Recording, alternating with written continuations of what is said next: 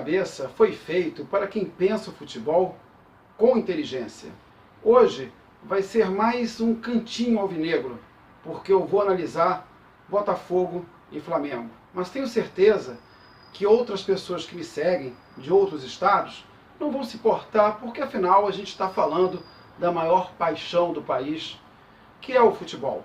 Quando você vê algumas mensagens de WhatsApp, quando você acompanha as redes sociais, a impressão que tem é que o Botafogo tinha a total obrigação de vencer o Flamengo. As coisas são analisadas com paixão total. Não se consegue analisar o que houve em campo. O Botafogo tem sido esse ano o rei do mata-mata, ou vinha sendo o rei até ser deposto nesse último jogo. Temporariamente, ele vai voltar para o trono na Libertadores. Faltam só 6 jogos para o título. Mas a grande verdade é que nenhum adversário que o Botafogo enfrentou esse ano foi tão forte quanto o Flamengo. E vou dizer mais, excetuando o Grêmio na abertura do Campeonato Brasileiro, no primeiro jogo que ele fez, só Grêmio e Flamengo jogaram taticamente contra o Botafogo. Todos nós sabemos que existe uma limitação de elenco, mas eu compararia o Botafogo com o Atlético de Madrid contra Barcelona e Real Madrid.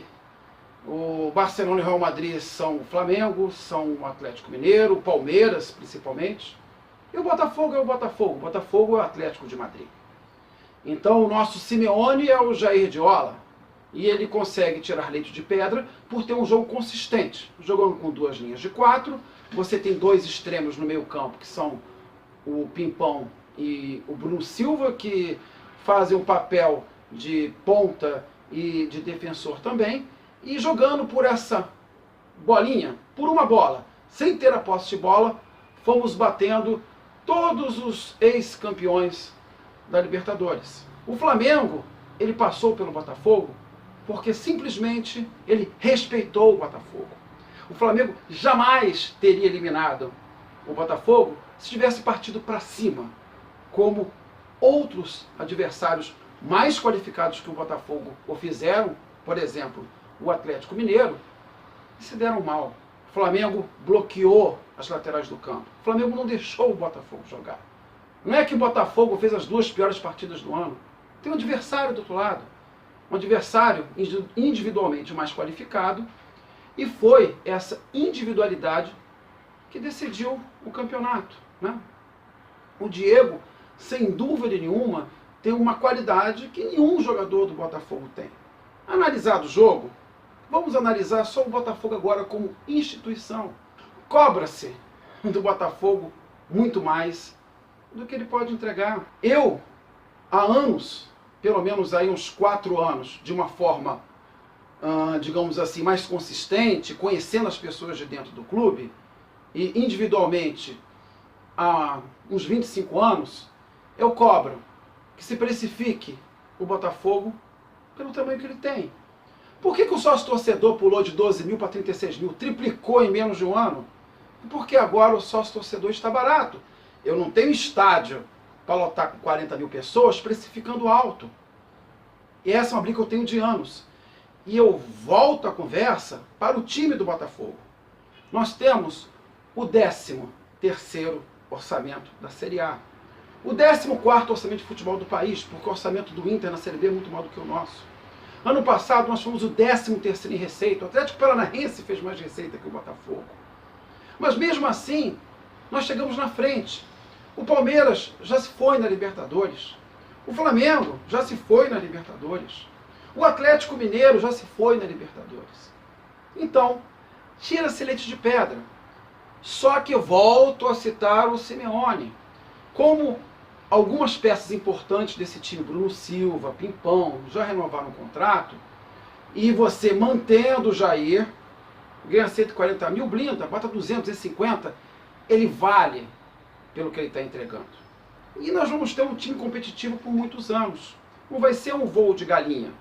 Com muito menos que os outros, se tem muito mais resultado. A grandeza do Botafogo é imensa.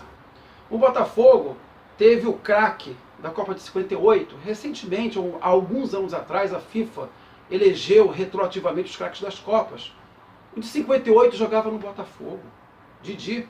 O de 62 jogava no Botafogo, Garrincha, com mais 4 jogadores alvinegros no time titular.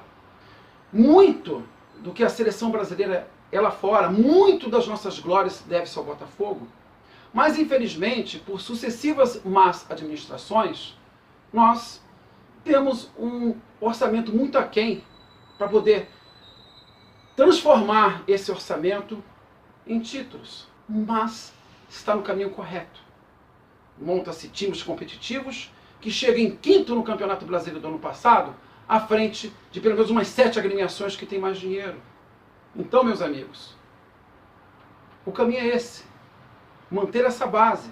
Em algum momento, mesmo com todas as restrições orçamentárias, o resultado vai aparecer. Vocês querem cobrar? Cobrem realmente a efetivação do CT.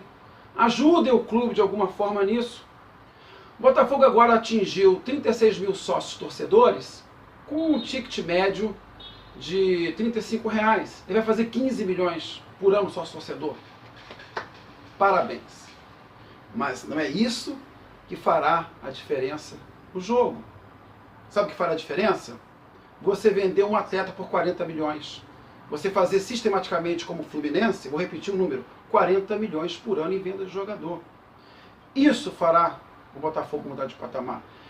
Isso tirará a diferença orçamentária que o Botafogo tem para outras agremiações com muito mais torcida, com mais marca, com mais cotas de TV. Esse é o caminho. Mas não cobre o Botafogo atual como se fosse o Botafogo de Garrincha e Newton Santos.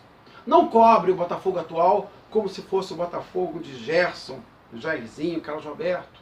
Cobre o Botafogo pelo que ele é.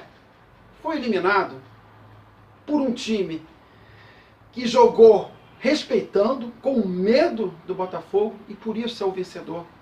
Aí sim, pela diferença individual, aí sim, pelo dinheiro na mesa. Mas esse time nos honra. Me perdoem as moças, mas como diz o Locabreu, esse time tem culhão.